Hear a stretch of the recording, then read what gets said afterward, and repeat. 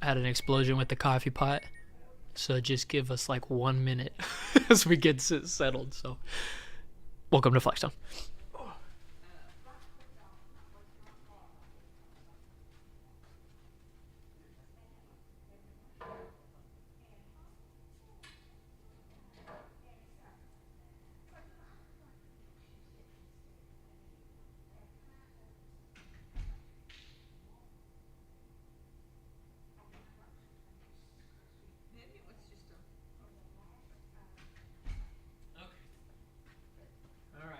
The stream going, ready to go, ladies.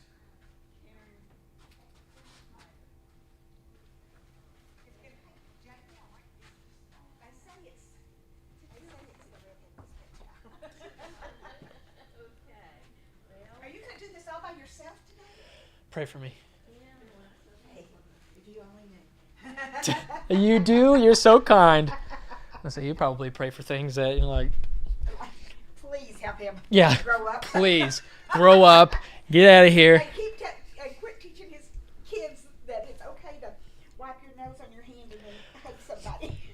Let me tell you, this is a habit that we can, like, they wipe their food on their face. Like, what are you doing? You've got a napkin right in front of you. Yeah. Man. Well, they didn't do that. It just takes a while, Brandon. Sometimes. Yeah. It didn't happen to me, so I'm okay. Good. Good. When someone told me that, it was Carla that told me that, Raina had done it. She wiped her nose and then she wipes it on her dress and then she takes my hand. Child. And so I was like, her dad probably taught her. Oh, yeah. Oh, yeah. That's really what I thought. I said, that's probably something her dad taught her. Say, hey, listen, you don't have a napkin or anything like that? You just wipe it right on there. Oh, Morgan and I both are like, oh, what? Oh, gross. Anyway, children are just, oh, yeah. I'm just so unhappy about Faden growing up so fast. It's just killing me. I don't know. Because I was holding him when he was, that's all you Like, could do was little hold him. scrunch. Yeah, Little scrunch. Yeah. Ugh. All you could do was hold him because he was too little to do anything else, you know. And oh my goodness, I look at him now. They got his hair cut so he looks like a little boy. He doesn't look like a baby anyway. Oh. We get memories on our Google Photos, and it shows us, this 2 years ago or this 1 year ago, and I'm like, it's a different being is what it feels like. Does anyone know where Phyllis is? That's another one. Yeah, Phyllis, Linda, Connie, Paulette. This will always like. She'll be. Did it have coffee grounds in it? Yeah. Coffee, full of coffee grounds. Yeah, what was going on? Settle down. You tried. Drink slow. I don't know what yeah, I probably will make my own filter. I wonder what was going on. Cause I did my normal. I don't know. Is Mr. Marshall out of town or is he? He had some stuff come up this morning. Skipping hours. Mm-hmm. Indeed. You can give him some flack for it in a little bit. Oh well. Well, we need to do some. Thank you. Going to the Hortons. That's also Marshall and the Hortons are in it together. Oh, I didn't know that. Yeah, because that's a pretty large group, I think. Okay. Yeah, Mr. Connection guy. What happens when connection groups aren't connected? I am talking with a couple of them, figuring out all this good stuff. Because, I did. I told you I wasn't going to do one, but after I talked to you, I thought, just because I'm not on the missions committee doesn't mean I can't be interested in missions. I'll say all of those are your people. I'm talking with that one particular person about that to figure out what's next. Because it sounds like it's a I've not heard her thing about. yes. Oh, so cute. So stinking cute. Oh my goodness, I love it. He is a doll. And then they let him grow up. They're not married. Oh, we're not letting him. It seems that it's just happening. So, all right, guys, we'll go ahead and get started. We're actually going to be in 1 Samuel in the Old Testament today. How long? Oh, I guess once you have your notes open, you can tell us how long we've been in Judges. But we did Judges for a long time, which I'm sure, yeah, Judges for a long time, which is all bloodshed and battles and super interests Marshall and I. just because of all those things. So you see all of the little intricacies and the strategies and the sword going through the belly and spilling his guts. The whole Marshall and I are like, oh, we love this. And I'm sure you guys felt the exact same way about Judges. Of like, man, I just love all the bloodshed.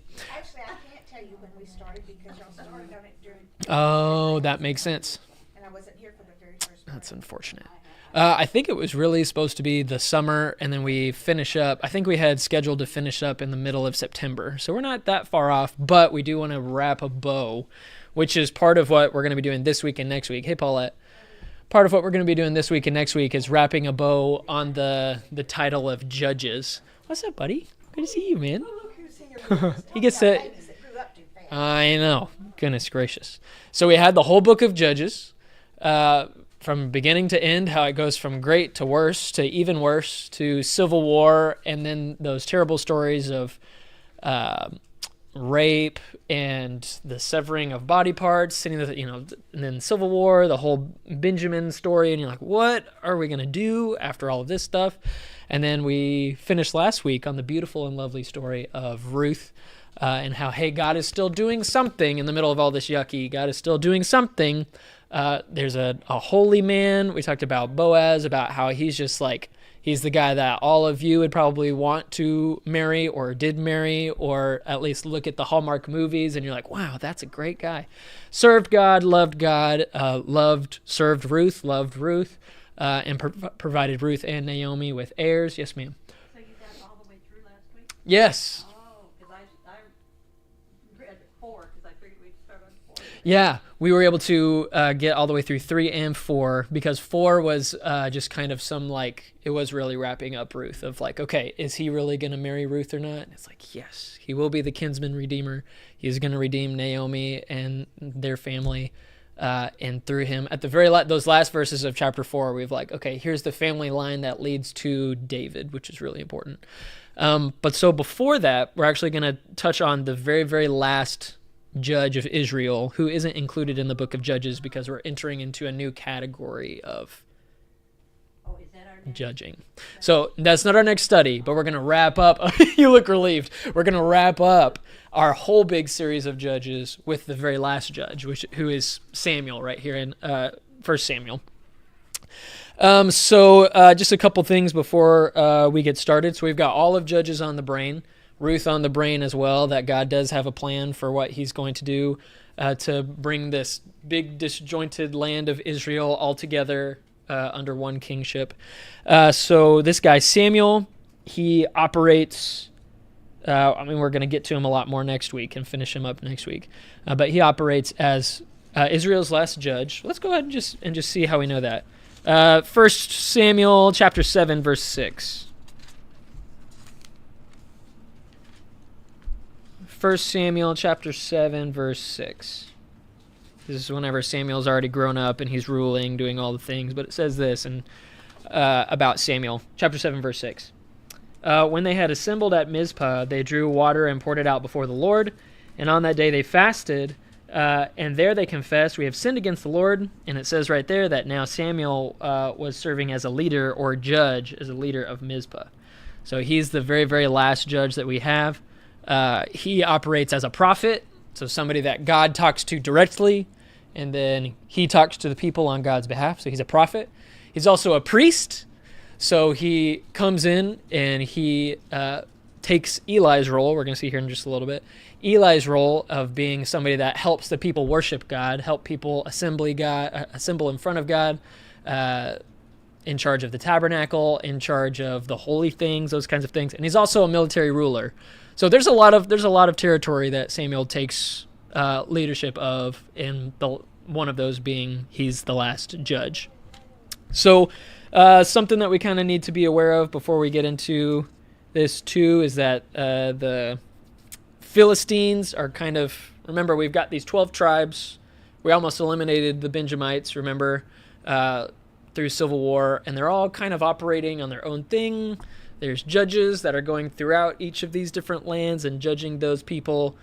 But so the question is, okay, if we're even fighting ourselves, how could we possibly become one nation under God, one and indivisible, right? We can't be divided. We're one nation. All the tribes are the nation of Israel led by God. And it looks like that when left to their own ways, everybody does what's right in their own eyes, that it seems like that's impossible. And so God is setting up like, hey, we're going to have a king, a physical king that all of you guys can like align yourselves to. And there's going to be some problems, but we're going to figure that out along the way. And that's pretty much the book of 1st and 2nd Samuel too. Okay, so you would think if you've got judges, all these battles, these corrupt rulers, then you've got, what is that? Wars and stuff against each other, against their brothers, against their family members and stuff. And then we're wondering where, like, is there going to be another leader? Is there going to be another judge? Is there going to be a king? Something like that. You would think that you would start off the next book with some more battles, or with, hey, this is the person that's going to be king. And instead we get settled with this very, very personal story about this young woman named Hannah. Okay. So basically what we're going to do is, my goal is to get through to finish chapters 1 and chapters 2, to kind of get us introduced to Samuel and all that stuff too. Do any of you guys know anything about Hannah before we get into her? She prayed. She was a woman of faith. She was a woman of faith. She prayed. She was childless. She was barren. And did she like that about herself? Not so much. Every woman did that. Yeah. Every woman we read about that is in that situation is praying for a baby. Yeah. And God a lot of times, not all the time, but a lot of times whenever we're encountered with a woman of barrenness, you're like, oh, God is going to do something with that, and it's going to be something really cool. Like, it's not just, hey, here's your son, this is awesome, and then we don't hear anything about it. Most of the time, if a woman is barren and God gives her a child, this child is going to be prominent in Scripture and really important stuff too. Think about Sarah, think about Rebecca. Oh, who else do we have? Rachel, and then Elizabeth in Luke chapter 1. Yeah, Elizabeth, who is barren, and then God gives her a child. He's kind of a big deal. John the Baptist is kind of a big deal. So God's going to do something about all of this. So my plan really is just for us to physically read chapters 1 and 2 and just address it as we go. So remember, all this Judges stuff is happening all around us. It's kind of at the end, and then we focus in and hone on this one little family, particularly on this one woman named Hannah. Okay? All right, let's go for it. 1 Samuel chapter 1. There's a certain man who's from Ramathaim, a Zuphite, from the hill country of Ephraim, whose name was Elkanah, son of Jerome, the son of Elihu, the son of Tohu, the son of Zuphu, an Ephraimite. Honestly, in some of my studies, we don't know very much about this guy. At least from my really dedicated things. I was hoping that Marshall would know a little bit more, so we can ask him next week. One thing we do know about this guy, though, is what? Verse 2. He had 2 wives. Great. Okay. What are the wives' names? Hannah and Peninnah. Yeah, I'm just going to call her Penny. That sounds good. Hannah and Penny. And what's particular about these wives is what? Well, Peninnah had kids and the other one- Yeah, Penny had children, and Hannah did not. Now, most of the time, whenever we're listing wives, you would list them in the order of marriage. So you've got Hannah and then Penny. So we don't really know why, but Hannah is barren. So you can make an assumption. Why might Elkanah have married somebody else? It could. You could put the two together. That he married Hannah. He loved Hannah. He thought the world of her, but there's one problem, which is a big problem in the Middle East at this point. She's barren. She's childless. So Elkanah, as we're going to find out, he's got a lot of wealth, possibly some prominence. And so if he is going to have an heir, the fact that Hannah is barren poses as a problem. So that may have been why he married Penny. And it seems like childbirth is no problem for Penny because she has lots of children. She had children, but Hannah had none. Let's keep on going. Verse 3. That's just what we need to put on in the back of our minds. We find out that year after year, this man went up from his town to worship and sacrifice the Lord Almighty at Shiloh, where Hophni and Phinehas, we need to remember these 2 names, the 2 sons of Eli, who's the high priest during that time, were priests to Yahweh. So year after year, they made it a particular pilgrimage to this place called Shiloh. Now, this is some Bible trivia. Well, number one, we know that Elkanah and his family, that they feared God and they worshipped God. Okay, this is kind of like the Boaz situation. The nation as a whole is not serving God. The nation as a whole is doing whatever is right in their own eyes. But we still have a couple of these people that are serving God and that appreciate God and go and serve him. And so year after year, they're going and worshiping God and making sacrifices. And they're sacrificing with Hophni and Phinehas, the sons of Eli. Eli's the high priest. This is their sons working here. God said he always has a remnant. Oh, yeah. His people, Mhm. you know, Yeah. and this is just an example. Yeah. In the Old Testament, whenever the Israelites are shipped off into captivity, it describes. Oh, I can't remember if it's Jeremiah or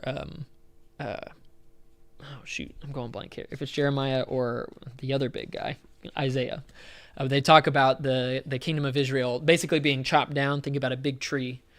I'll just think about all the trees that were lost during the tornado.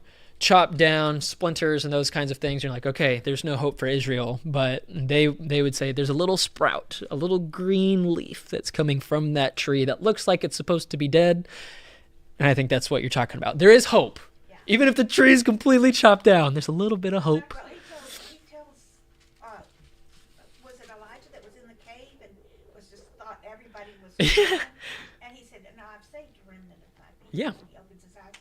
And he feels like he's all alone. But God said, hey, there's a lot of people that are actually with you. What were you going to say? There's Paulette? actually a tree in our neighborhood That's doing that? stopped, and there's a tree growing out of it. Stop. We should have brought that picture so we can see.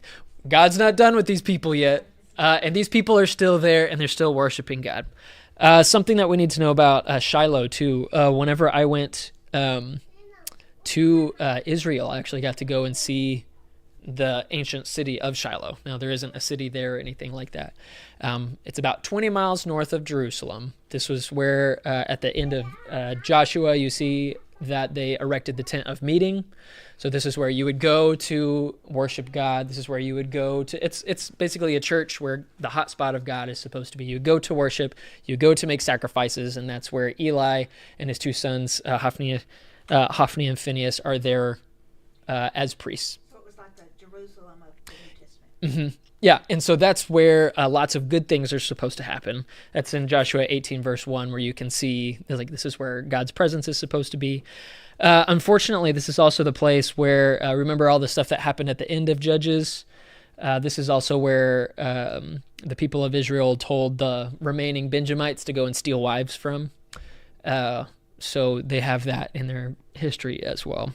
The cool part about Shiloh, whenever I went there, this doesn't really have anything to do with this, but I mean, everything is ancient, all kind of in the ground, and they've done excavations and stuff. They've erected this structure over it. So think about like a beach home where you've only got the platforms at the bottom, and then on top you've got the actual structure. So they had that, and they had this 180-degree screen where they could show you what it exactly looks like outside. So like modern day, what it looks like outside. And then they projected what the city looked like in the temple and everything like that, like in real time. So you could kind of see that. Yeah, it was really cool. So these people, this is where they're going, led by the husband Elkanah, because he honors Yahweh. Verse 4, whenever the day came for Elkanah to sacrifice, he would give portions of meat to his wife Penny and to all of her sons and daughters. So that's a very kind thing to do. He's offering, it's like me giving Raina and Remy some money to be able to go and, put in the basket and everything as well. And that's a pretty big ordeal given to all of his sons and daughters. So we at least have 4. We've got a lot. But to Hannah, so he's a good husband. He realizes that he can't give as much to Hannah. So in verse 5, but to Hannah, he gave a double portion. Why did he give her a double portion? He loved her. Mine says, and to tell her, and to all her sons. It's got her in there, to all her sons and daughters. Yeah. Talking about Hannah or talking about Penny? Oh, okay, I thought they were still talking about. Ah, Portions to I got them. yeah, Penny, Okay. his wife. yeah.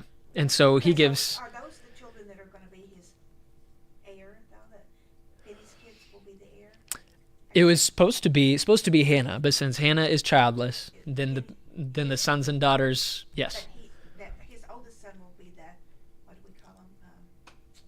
he would be the main inheritor, or the Yeah. Jacob gets the Birthright. birthright. Goodness gracious. So anyway. Coffee and all but that. that's okay, because we know that Samuel works out. We know that who works out where? Yes. Yeah, so he gives her a double portion because he loves her. And also because why? The Lord had closed her womb. So the Lord had closed her womb. That's a tough spot. So out of love, he says, listen, I know this is a tough spot. I'm going to give you a double portion. And at least the writer of 1 Samuel, could have been Samuel himself, says this is something that I don't think the Lord is punishing her. I don't think the Lord, this is something that happens. If the Lord is omniscient, if the Lord knows all things, then this is something that not has happened, but has happened so that God can be praised in all of that too. So Elkanah, trying to be the good husband, gives her a double portion because he knows that this is something that's important to her and important to him, but it's just not been able to happen. Well, and it never says he loved Yeah. Penny. Penny. Thank you, guys. It doesn't say he loved Penny. I think she just served a purpose. She served and he may have loved her, but we know that he's not forgetting Hannah too. And that's important. It's like, okay, listen, I'm having 2 wives, and I love my sons and my daughters and even Penny, but I'm not forgetting. The same thing with God. He's not forgetting her either, just because she can't have kids.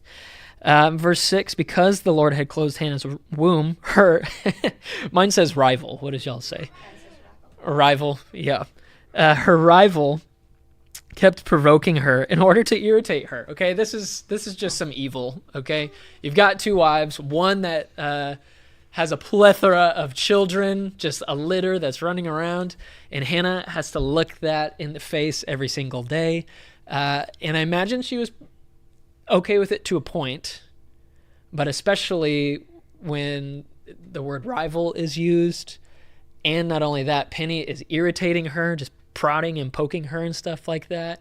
I mean, think that, I imagine in polygamist families and stuff today that is a problem. They even show on TV these couples that have multiple wives and stuff like that's a problem, but they're like, no, it's okay. We love each other. It's fine. It's a problem no matter what, because number one, God has not said that that's okay. But then number 2, stuff like this happens. You've got one wife that's like, ha ha, nanny nanny boo boo, poting and progging her because of something she can't control. This is something like God has closed her womb and she's poking and prodding her. I mean, in my mind, that's like, this is a pretty evil thing that she's doing. He didn't do, but Rachel and Leah were the same thing. Exactly. Leah, was kind of upset with Yeah. Rachel about. And so she does the same thing. And And she gets mad when Rachel tries to buy those weed, whatever it was, the things that were supposed to improve your ability to bear children. I Yeah. don't remember what they were called, some kind of weeds. And she tried to get some from her son, and man, she's like, no. Leo kind of went off on her. Yeah. And so this is not a good situation. Yeah. And so we're going to see in Hannah's heart that she is a woman of prayer, just like you said at the very beginning. Verse 7, this went on year after year. Okay, so Elkanah is a holy man, but what is he struggling with? He can't handle 2 ladies. And not only that, he seems to, I don't know if he's putting up with it, but he's allowing this kind of rivalry to happen. And I don't know if it happens under, closed doors of he's not spending very much time. I think he might just be your typical husband. I'm apologizing to all the males that are watching this, but maybe a little bit aloof. Maybe not. He sees a problem, but he doesn't see the root of the problem. Because it says in verse 7, this went on year after year, and Hannah went up to the house of the Lord, so went up to this place in Shiloh, and her rival provoked her until she wept, and she would not eat. So she's just consumed by the fact, this gets to a head. She's consumed by the fact that she can't have kids. And not only that, Penny is not letting up. Her husband would say to her, Hannah, why are you weeping? Come on, buddy. doesn't he know? Or maybe, but he keeps going, why are you weeping? Why don't you eat? Why are you downhearted? He obviously doesn't know the core, or she hasn't shared it with him, or she doesn't feel comfortable sharing it. Read the rest of that, though. And he says, don't I mean to you more than 10 sons? Okay. You know what Okay. the problem was. Okay. Yes. But ladies in the room, what's the problem with his response? Because I'll say, hey, this is a well-meaning husband that's trying to be like, listen, I've given you the double portion. I love you. Isn't that enough? What's the problem, though? That's not what she's. Don't I mean more than you than 10 sons? Yeah, that's not what. Aren't point. I better than you having children? Aren't I better than you being barren? I'm enough. Oh. I'm enough for you. You don't need. He's not listening. Yes. He's There you go. he's trying to solve typical male. And this is unfortunate that I'm the only one in here. He's a typical male. He's trying to solve the problem and give her his perspective. Like, listen, the life you live is a good life. But he's not listening. He's not getting to the core of it. And what's her response? Well, she doesn't have one, because at least in my mind, she's like, you don't know. You don't get it. And she could go talk to Penny, the other wife, about it, but she's not going to do that. And she might be isolated. She goes to the house of the Lord, and she's still poking and prodding, and he's trying to solve it. Like, hey, listen, this is okay. But it's not okay. Yeah, he's trying to fix it. Men try to fix it. Did you ever read the book? What was it? Men Are from Mars. Yeah, Women Are from Venus. Yeah, that was one of their big things in there, was that they don't really listen. They Yes. just want to fix it. Right. Whatever it is, and that's kind of like sounds like what he's wanting to do. Yeah. I'll give you more, whatever. Yeah. Portion. I'll do all this stuff. I'm trying to fix it. Why won't you be fixed? Yeah. Why are we dealing with this year after year? Come on. We know, this is the husband's perspective. We know that you're barren. You know that you're barren. This is the lot that you've been given, and we gotta make right with it. And she, and I think rightfully so, just can't get over it. And the fact that he would say something like that, just get over it. I mean, that's tough. And I unfortunately resonate with Elkanah of just, like, hey, man, we got to move forward. But I also resonate with Hannah because she has nobody. Remember, we don't have social media. There's no way that she can, what friends does she have to talk about her barrenness? And to have all of that blessing from Penny thrown in her face every single day and be prodded, I think I would really struggle too. So, There also is the fact that when if Eli passes away before her, she's just a widow out in the middle of nothing, because everything would go to Penny Yep. and her kids. and so she would just be like Ruth and Naomi. Yeah, only she wouldn't have wouldn't have a Ruth to help her. Right, she wouldn't have a Ruth to help her. I'm sure God would have figured something out, but But also by Penny having kids, obviously she was the one with the problem. It wasn't like, although in that time I doubt that they would ever admit that it was a man with the problem anyway. yes, So, but something's wrong with her. something's wrong with her. And, everybody knows it because yeah. she doesn't have a baby. Yeah, and scripture says that the Lord had closed her womb. So it's not a problem that she has to solve. This is biological and spiritual at the same time too. So let's see what happens. Verse 9. Once, whenever they had finished eating and drinking in Shiloh, Hannah stood up.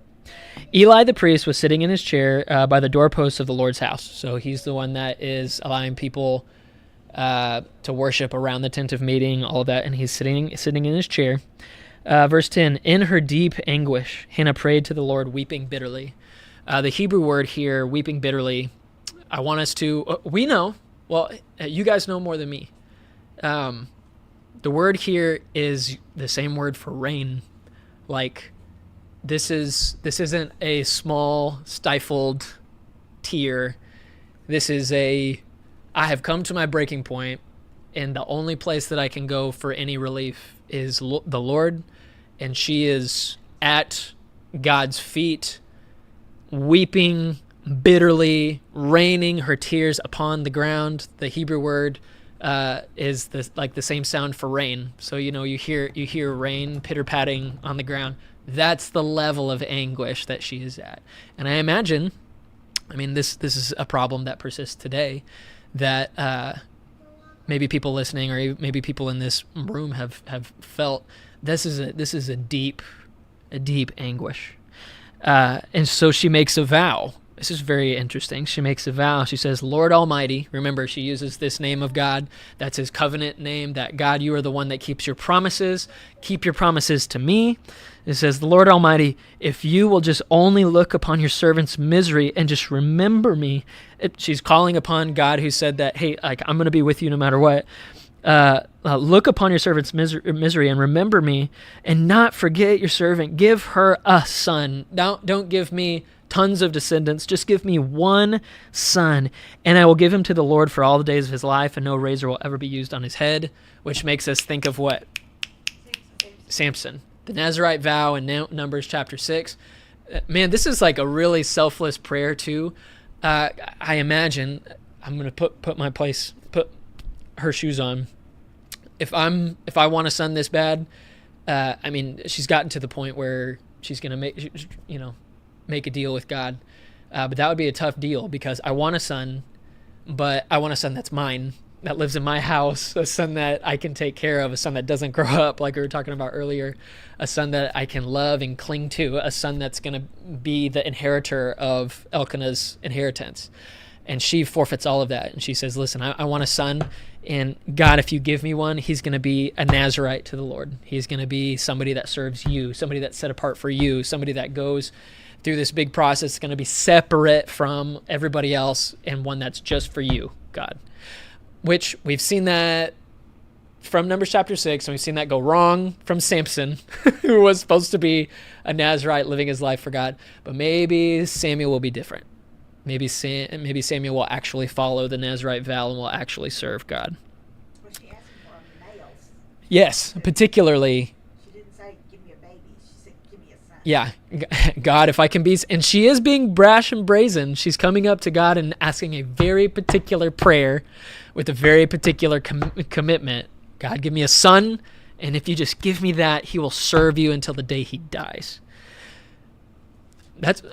She's at her end. She'll take whatever she can get, and she's calling on God's name. God, remember me, remember your servant. Remember your servant. As far as we know, she hasn't lashed out against Penny. As far as we know, she hasn't hit her or disgraced her children or anything like that. This is all internal stuff, as far as we know. And then we have another man that doesn't quite understand what's going on. Because verse 12. Oh, bless.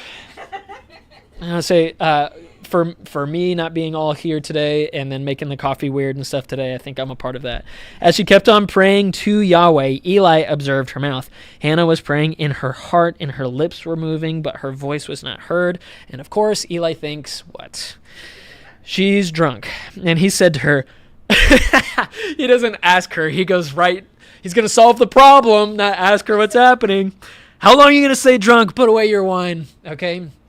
Apparently, in Israel, this may have been a problem of, people are drunk, involving themselves with wine, coming around here, and Eli and his sons have to play damage control. Hey, this is a place of worship. Put away your wine, get up out of here. This is not happening today. Which, think of the way she is weeping, the way she is out loud, raining her tears upon the ground. I guess you can't blame Eli.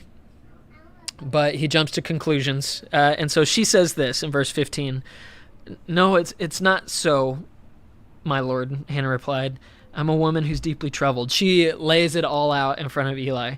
I have not been drinking wine or beer. I was pouring out my soul to Yahweh.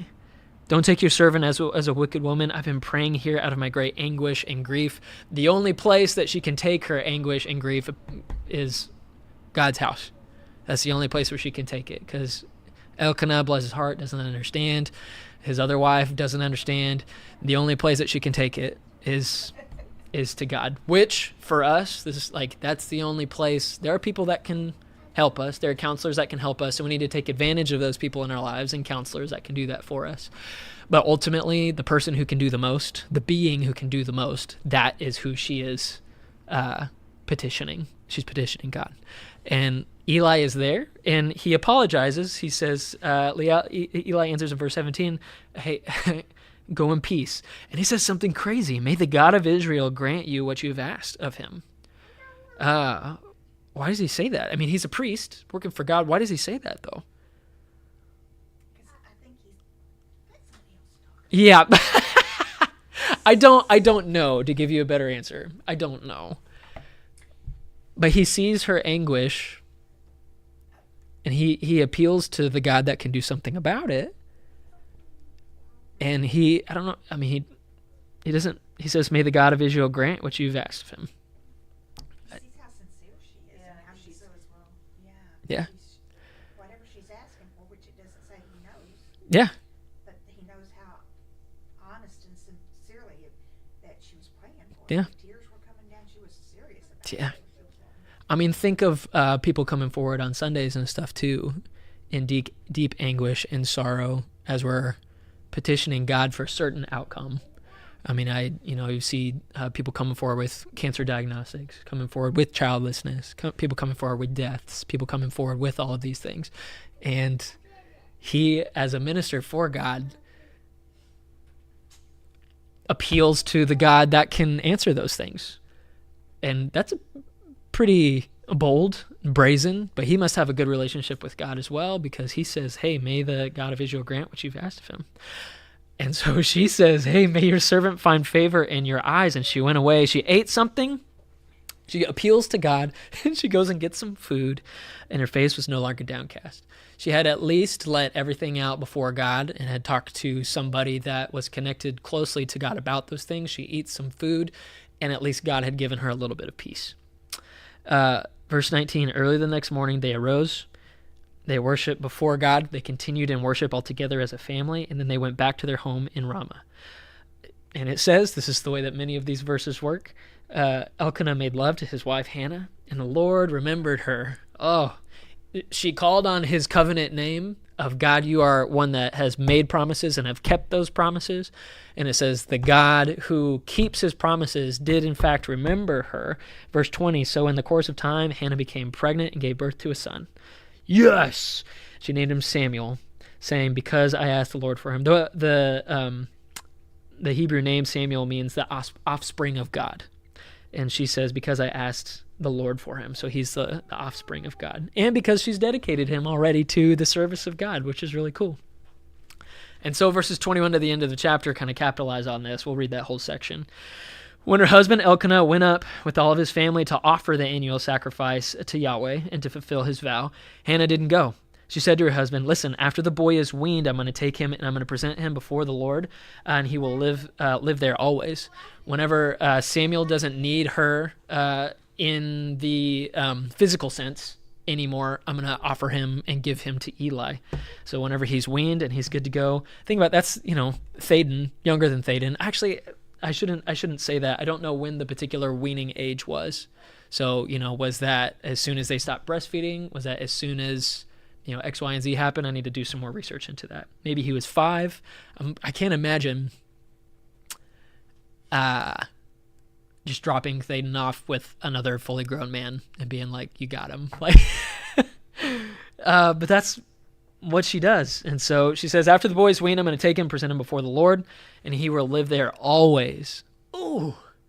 God has granted her request, and she says, I'm going to honor my end of the deal. And he is still my son. Huh? I offered that one time when my daughter was a teenager to the minister. I said, hey. Oh, that's There'll be awesome. another Hannah. You can have her, and she can serve. You can have her, and she's going to serve, and she won't live in my home anymore. That's awesome. But he'd already raised 3 daughters, so. Oh, that's awesome. And Elkanah said in verse 23, do what seems best to you. Stay here until you've weaned him, only that the Lord may make good his word. So the woman stayed at home and nursed her son until after she had weaned him. Verse 24, and after he was weaned, she took the boy with her, young as he was, so he may have been very, very small, along with a 3-year-old bull. This is how we know that Elkanah was... Hey, Dave. This is how we know that Elkanah was a little bit more prosperous because he had a little bit of wealth. He had a wife and a lot of kiddos and stuff too. Could afford 2 wives and could afford a 3-year-old bull. An ephah of flour and a skin of wine, and brought him to the house of the Lord at Shiloh. When the bull had been sacrificed, they brought the boy to Eli. Verse 26, and she said to him, pardon me, my Lord, as surely as you live, I'm going to give you a reminder. I am the woman who stood here beside you praying to the God. and praying to God, I prayed for this child, and the Lord has granted me what I asked of him. Those are the exact same Hebrew words of what Eli had promised her, by the way, in verse 17. May the Lord God of Israel grant what you have asked of him. And she says it right back to him. She says, the Lord has granted me what I have asked of him. So now, probably the hardest things that she's ever had to do in her whole life, this is just an assumption on my part, I give him to the Lord. For his whole life he will be given over to the Lord. And he worshipped the Lord there. Man. Awesome. Okay, so let's get into chapter 2. The majority of this, I want to say a third of it, is Hannah's prayer. But would he really want a small child?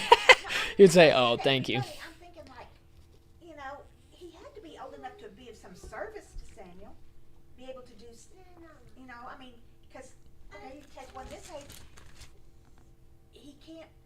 Does that not make sense? Yeah. He'd been too young, or that would just be more work for Samuel. Yeah. For Eli. I mean, think too. We don't know if Hannah told him the entirety of his prayer, besides the fact that she was in anguish. Remember, she said, I'm in anguish, I'm praying to God and stuff like that. So if he knew what she was praying for, and he says, yeah, may the Lord grant your request, then he's got to know, hey, I'm going to have a small child in my presence. And he already has 2 sons. I'm a small child in my presence. But even as a small child, and this is stuff that we know, remember the Lord calls Samuel whenever he's in his bed, and we're going to talk about that more next week and stuff. In the middle of chapter 18, we talk about Eli's wicked sons. That's what we're going to finish with today. But in verse 18 of chapter 2, if you want to scooch over there, I don't think this is an answer to your question as much as who Samuel really was. It said in verse 18, Samuel was ministering before the Lord, a boy wearing a linen ephod. So even as a small kiddo, he's being raised in the way of becoming a priest. And so maybe even Thaden, little Thaden and stuff, being able to go, there's some kind of value. And maybe, well, this is going to sound bad, but maybe Eli knows that his sons are not living the way that they need to live, which we'll get to here in a second. And so he's like, well, maybe God can do something with this son that's been promised to me as well. But before we get there, this is Hannah's prayer. There are other prayers in Scripture of formerly barren women that pray and God's given them a kid. But this prayer is really reminiscent. I think that Mary, the mother of Jesus, knew Hannah's prayer. And there's a lot of the similar themes in Mary's prayer that she may have taken from Hannah's prayer. So let's read her prayer in its entirety. It says, my heart rejoices before Yahweh. In Yahweh, in the Lord, my horn is lifted high. Horn is like, it's a symbol for strength and all those things. My mouth boasts over my enemies, and I delight in your deliverance. Verse 2, there's nobody holy like God. There is no one beside you. There is no rock like our God. Do not keep talking so proudly, or let your mouth speak such arrogance, for the Lord is a God who knows, and by him deeds are weighed.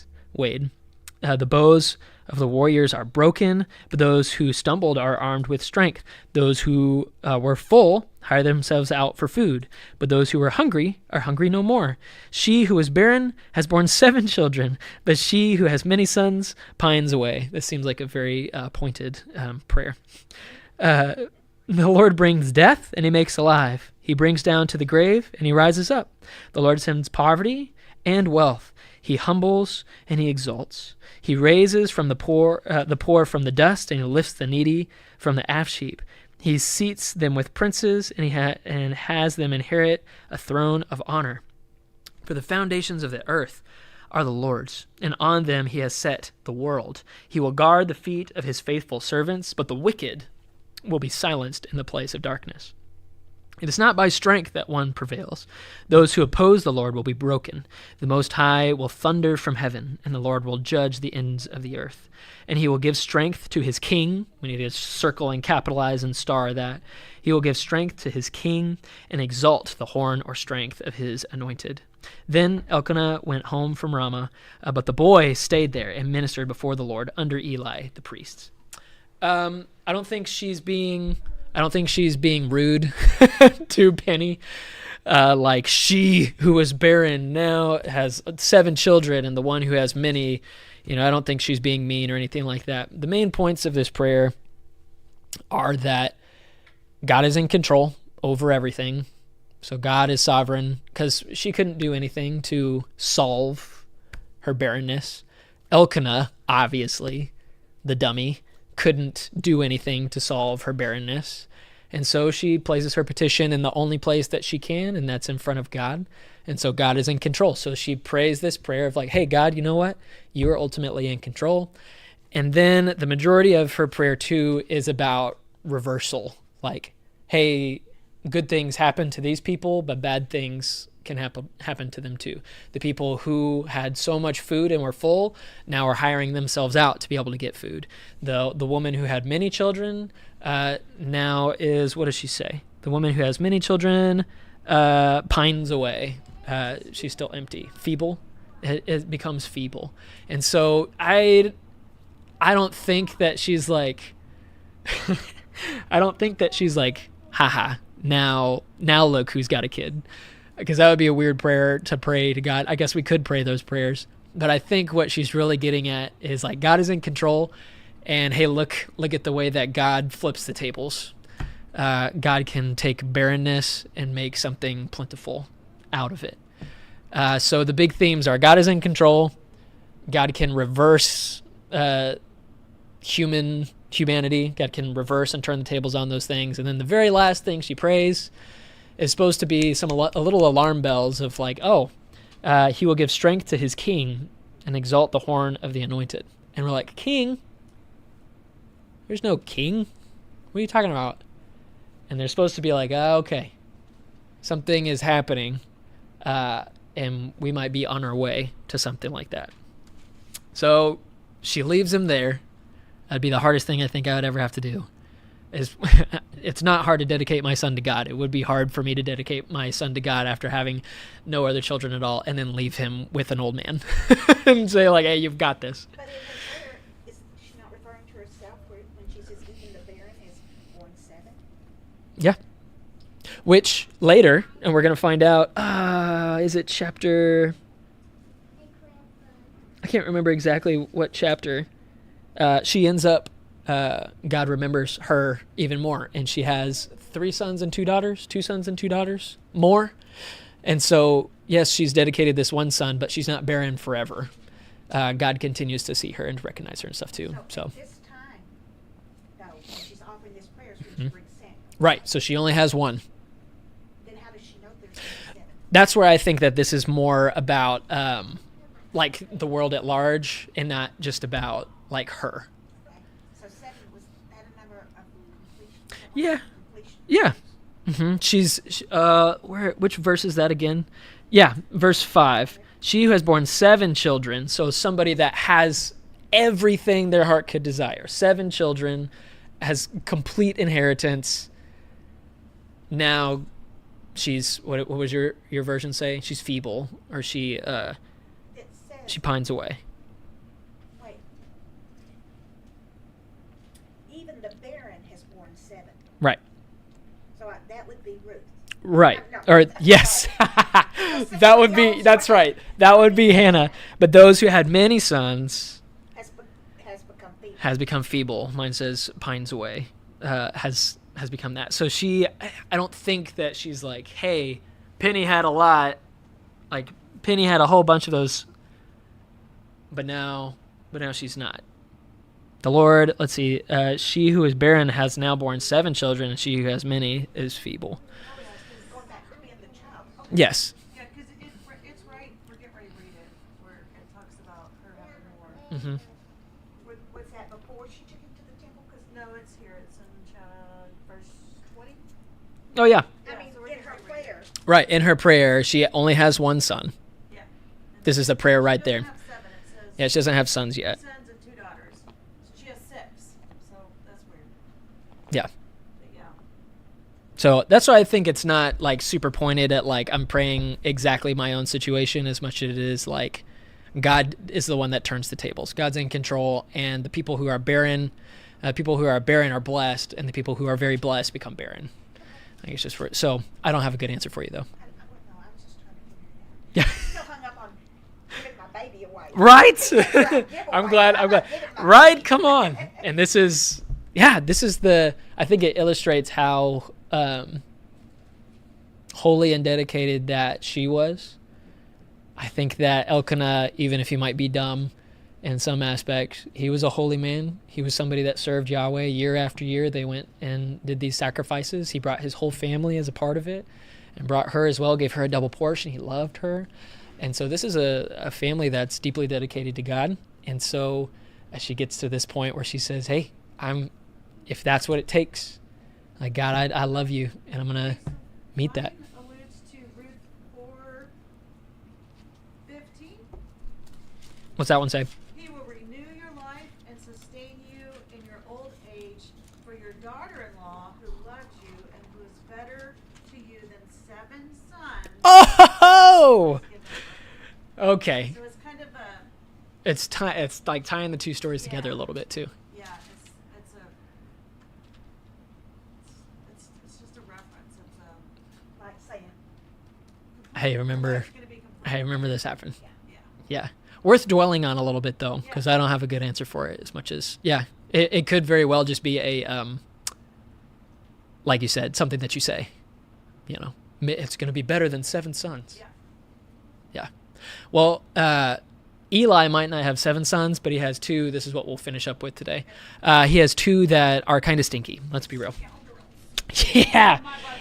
Mine says scoundrels too, but the Hebrew is even worse. Okay, so it says, now Eli's sons were scoundrels, and they had no regard for the Lord. My version, mine says scoundrels.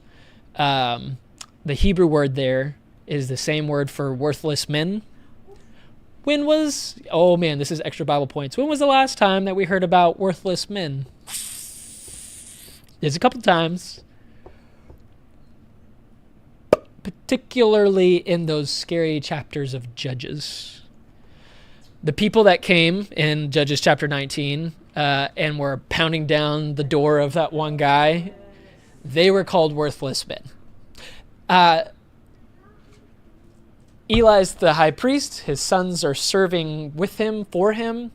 That is not a word I would like my sons, if I'm the high priest. I would not like my sons to be associated with some kind of scoundrels or wicked people. We also find out from verse 22 that they're just abusing their powers as priests all over the place because they sleep with women who served at the entrance of the tent of meeting.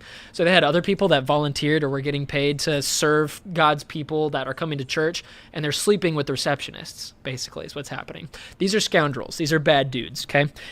Which is unfortunate because they are going to be the ones that take Eli's space as somebody that's serving God. Let's see how else are they the worst. Verse 13. Now it was the practice of the priest that whenever any of the people offered a sacrifice, the priest's servant would come with a 3-pronged fork in his hand, and while the meat was being boiled, they would plunge the fork into the pan or the kettle or cauldron or pot, whatever it is. Whatever the fork brought up, the priest would take for himself. Now, this is basically, think about the way that we tithe today. Whenever we give a portion to God, we give our 10% to God. It's awkward to say, but they go towards the ministries, they go towards the building, they go towards the missions team. It's all divided out so that Flagstone can be the hands and feet of Jesus, but a portion of those things goes to salary as well. And so these guys, if these are Levites, they are working for the Lord. How are they going to put food on the table? How are they going to provide for themselves? Well, the Lord, this goes back to some verses in Deuteronomy and Leviticus, but the Lord says, hey, if you'd like some meat, here's the deal.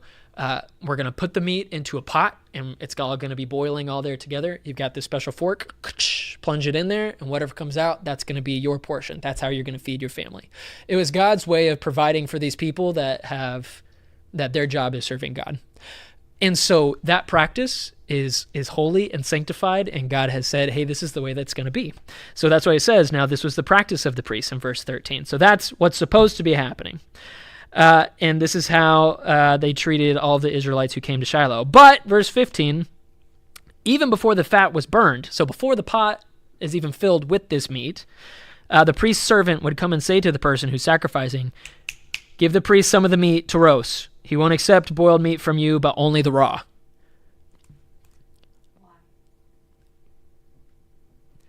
They're trying to get the portion that they want.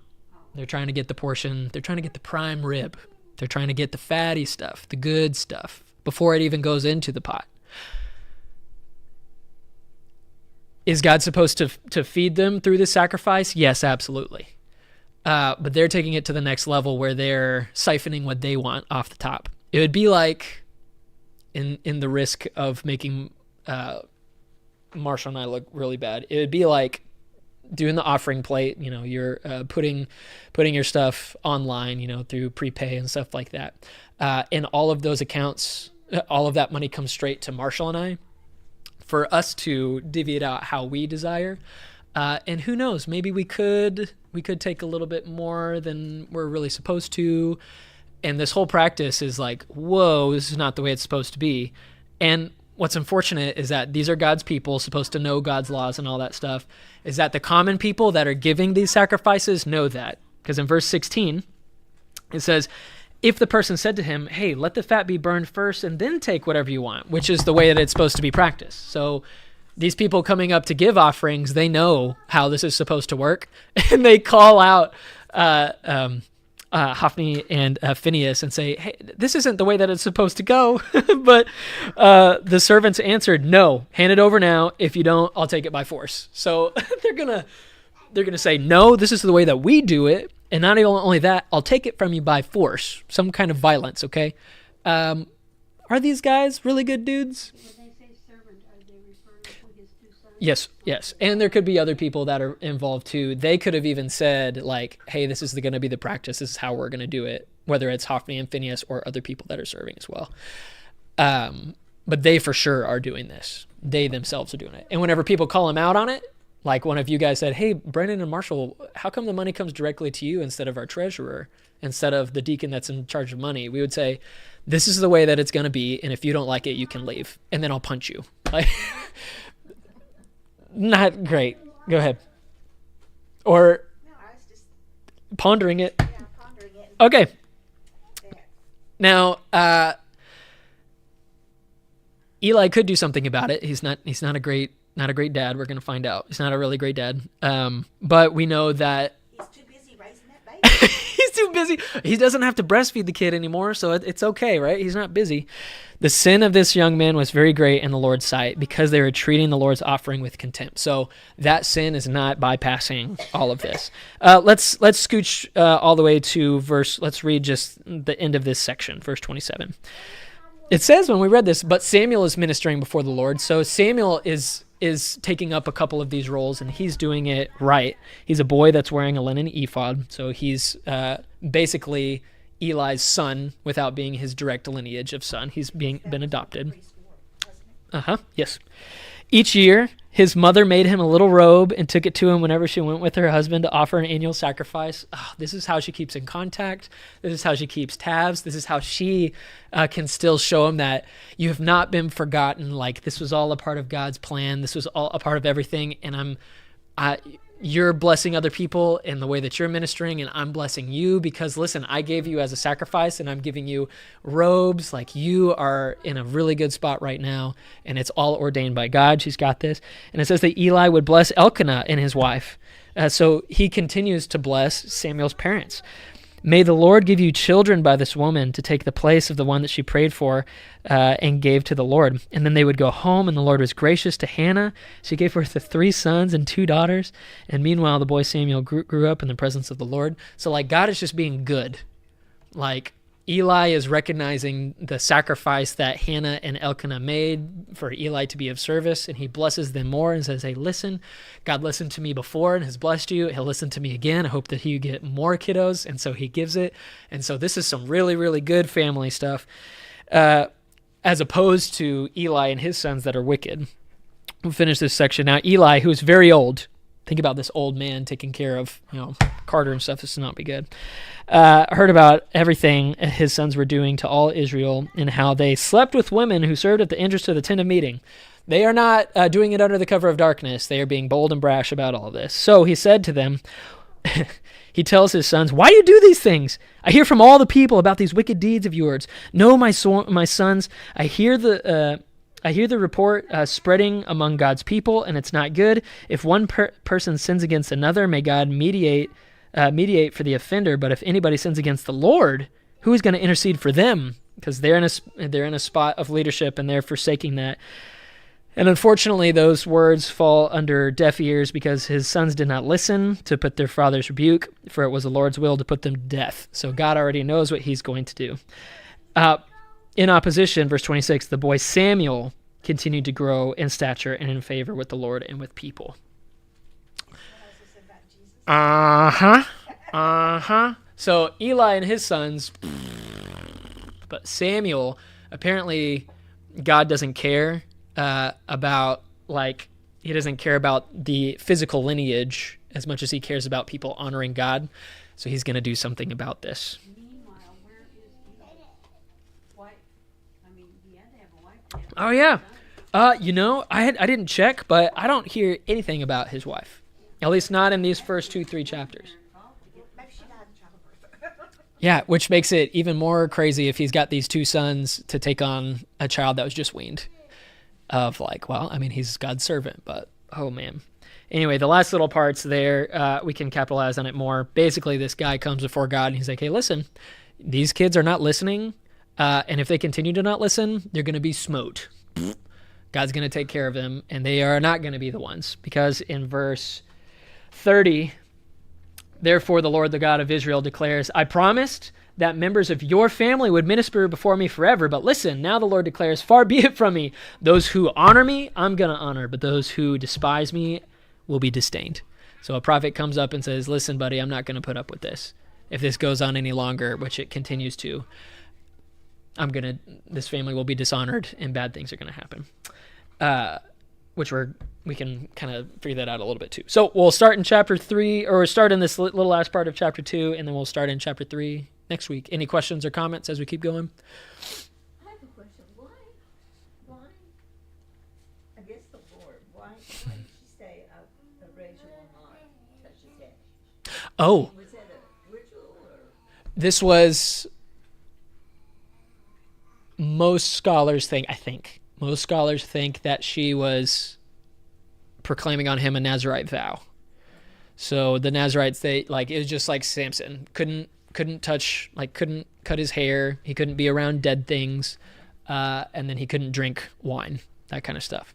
So it would make sense for her, bye guys, it would make sense for her to say, God, please remember me, and if you do, this son, he's not just going to be your servant, but he's going to be somebody that is completely dedicated to you by taking this vow of they're not going to cut their hair, they're not going to drink, they're not going to be around dead things. So it's almost like, hey, I promise that my kid is going to be a minister. It's like, no, if this really happens, he's going to be devoted to you until the day that he dies. It's like a leveling up of her ask, I guess. So that was just a part of the Nazirite vow. Yeah, good question. Do what? Was John the Baptist of Nazareth? Mm-hmm. Yep. But he was also what they call an Essene, which means that he lived out in the wilderness and was kind of gross too. He ate grasshoppers and locusts and honey and clothed in camel's hair and a whole different level of set apartness. So, great question. Anything else you guys can think of? Well, according to Google, who knows everything. Yes. Well, with the new AI stuff, absolutely. Go ahead. I Googled at what age were children in the Old Testament weaned, and it says weaning therefore was a step up from a baby to a young child. This Oh. could be any age from 3 to 9. Okay. Still. Yeah, you're right. How long would you breastfeed for? I don't know. Up to each woman, right? Still a very small child in the hands of an old man. Yeah. Bless. Okay, thank you guys. I know it's a little disjointed today, but we made it happen. So, yeah, everybody that's online, Mariette, we love you. Everybody else, we love you. We'll see you next week.